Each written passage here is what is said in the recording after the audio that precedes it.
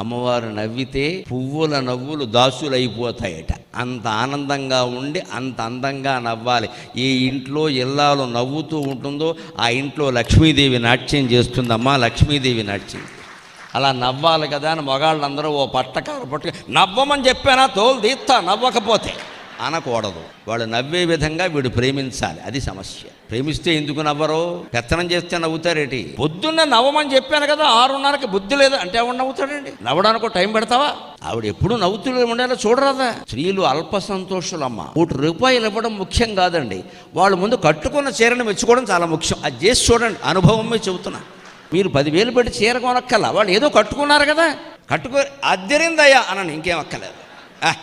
ఎంత నవ్వుతారో వెంటనే. అలా భార్య నవ్వితే అక్కడ సంపదలు ఉంటాయి. చేసిన పని బాగుందని చెప్పరాదా? వేరేది ఎందుకు? అప్పుడు అంటారు సహజంగా, ఇలాంటిదే ఇంకో 2 కొనుక్కుందామని అనే తర్వాత చూసుకోవచ్చు.